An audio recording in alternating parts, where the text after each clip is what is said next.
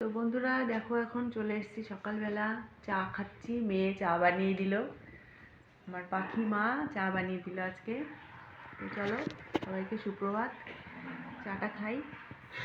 বন্ধুরা আমি চলে এসেছি সকালবেলায়, যে চা খাওয়ার পরে ব্রেকফাস্ট আজকে কিছু করিনি, খুব তাড়াতাড়ি রান্নাটা করব ওই জন্য। তো স্নান দান করে কাজ পুরো সেরে নিয়ে এই যে একদম রান্নাঘরে ঢুকে পড়েছি। তো আজকে পাখির বাবা এনেছে চিকেন, তো চিকেনটাই একটু রান্না করব, তার সঙ্গে পেঁয়াজ কলি ভাজা আর ভাত। এইগুলো করতে করতে যদি টাইম থাকে তাহলে পারে অন্য কিছু রান্না করা যাবে। আর একটু মাঠের দিকে যেতে হবে, আজকে একটু পেঁয়াজ কলি তোলা আছে, তো মাঠে গিয়ে একটু কাজ করতে হবে, ওই জন্য তাড়াতাড়ি রান্না করে দিয়ে আমরা মাঠের দিকে যাব সবাই। তো মাংসটাতে আমি ভালো করে পরিষ্কার করে ধুয়ে নিয়ে তার ভিতর মশলাটা মাখিয়ে আর একটু শুকনো লঙ্কার গুঁড়ো দিলাম, সেগুলো দিয়ে একটু ম্যাগনেট করে রেখে দিয়েছি।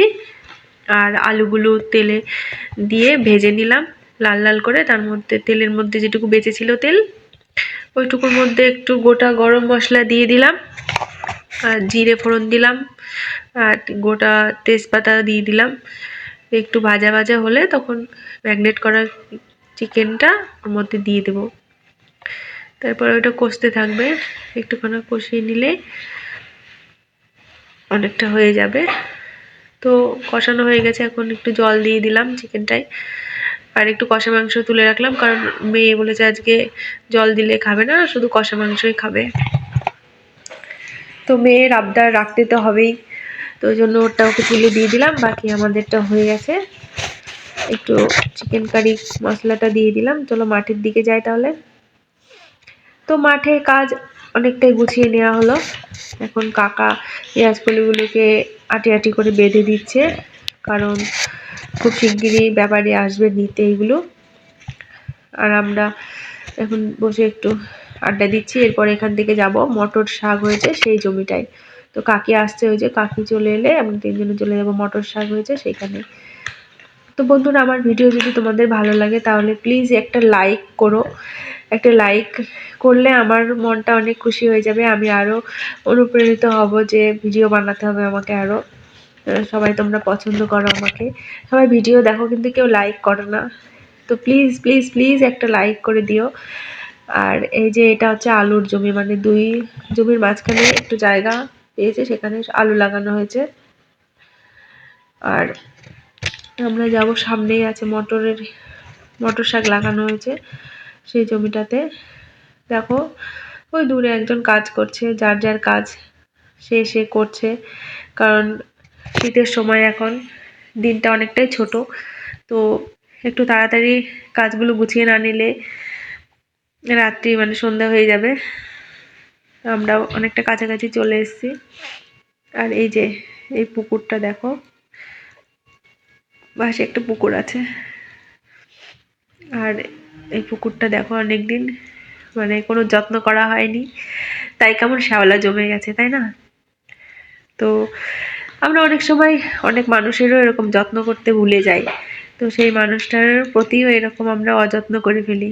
শ্যাওলা জমে গেছে যেমন নদীতে, মানুষের মনেও এরকম জমে যায়।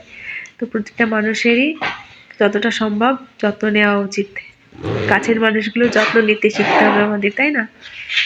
তো এই যে মটর শাক, আমরা এখন মটর শাকগুলো একটু তুলে নিচ্ছি। তো দেখো খুব কচি কচি যেগুলো নরম, সেখান থেকে এগুলো ভেঙে নিতে হবে।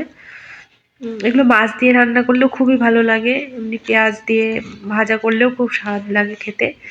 তো চলো আমরা এখন বাড়ির দিকে রওনা দেব। এই যে মটরগুলি শাক অনেকগুলো তোলা হয়েছে, কাকির কাছে অনেকগুলো আছে, আর আমরা এই গোটা এই পাশ দিয়ে তোমাদের দেখানোর জন্য ওটা রেখে দিলাম। তো চলো এইভাবে বাড়ির দিকে রওনা হচ্ছি। তো অনেকগুলো জিনিস আমরা ব্যাগে করে নিয়ে নিয়েছিলাম, যেমন কিছু পেঁয়াজ কলি ছিল, মটর শাক ছিল, আর কতগুলো বেগুন হয়েছিল, বেগুন নেওয়া হয়েছিল। আর এভাবেই ব্যাগটা অনেকটা ভারী হয়ে গেছিলো, এই জন্য দুইজনে মিলে আমরা হাত দিয়ে ধরে নিয়ে যাচ্ছি। তারপরে আমি সাইকেল নিয়ে এসেছিলাম, তো পরে বললাম যে সাইকেলের উপরে তুলে নিয়ে চলো, তাই জন্য সাইকেলের উপরে নিয়ে নিলাম। তো একটা গাড়ি আসতে দেখো, জানি না ওটা কিসের গাড়ি, কারা যাচ্ছে মাটির দিকে, এত বড় একটা গাড়ি নিয়ে। আজকে রাত্রিবেলা রান্নাবান্নার কোনো টেনশন নেই, কোনো টেনশন নেই। পাশের বাড়িতে অন্নপ্রাশনের একটা নেমন্ত্রণ রয়েছে, আমরা সবাই পরিবারের সবাই ওখানে যাচ্ছি নেমন্ত্রণ খেতে। তো চলো নেমন্ত্রণ খেয়ে এসে আমরা ব্যাস ঘুমিয়ে যাব। তো ব্লগটা আজকে এই পর্যন্তই, অনেকটাই বড় হয়ে গেল। তো সবাই সুস্থ থেকো, ভালো থেকো, সাবধানে থেকো। আবার একবার বলছি যে ভালো লাগলে চ্যানেলটা সাবস্ক্রাইব করে নিও, একটা লাইক করো। আর চলো পরবর্তী ভিডিওতে আবার দেখা হচ্ছে, ততক্ষণে নমস্কার।